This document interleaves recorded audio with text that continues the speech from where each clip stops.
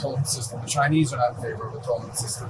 I mean, there's no country in the world that's in favor of a tolling system except the regime in Iran. So that's not acceptable. That cannot happen.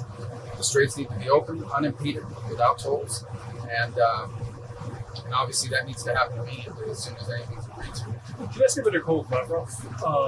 He said in the readout that he's trying to encourage the U.S. to withdraw staff from Kyiv. Did you talk to him? Well, they sent a notice to all the embassies, and I think he was just calling the person to tell me. They told all the embassies to Kyiv's going to be a very dangerous place. But Kyiv's been a very dangerous place now for a number of years.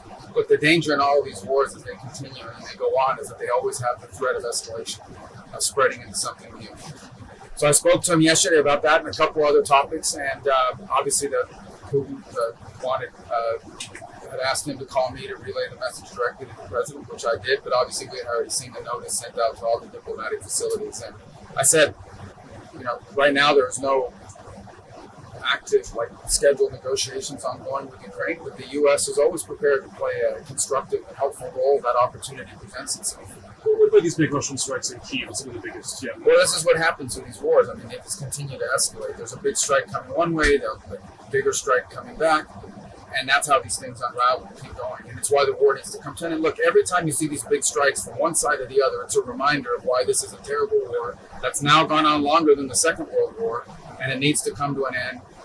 And the U.S. stands ready and prepared to help do whatever we can to help facilitate the end of this war. And hopefully the opportunity will present itself at some point that we can play that role again. Back in Iran, I mean, the talks in Qatar are... No one else's questions? Well, I know you guys don't. Go ahead. The talks in Qatar, the Iranian is the U.S. going to have any sort of representation there? How are you getting the message there? Well, look, I think our position is well stated. The president had a very important, I think, historic call just a couple days ago with a number of leaders from the region. I think there's strong alignment and agreement on what a preliminary draft should look like.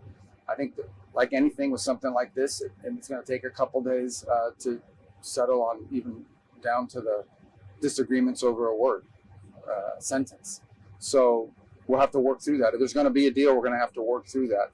But this is, it's either going to be a good deal or there isn't going to be one. Okay? Let's go. Thanks very much. Thanks.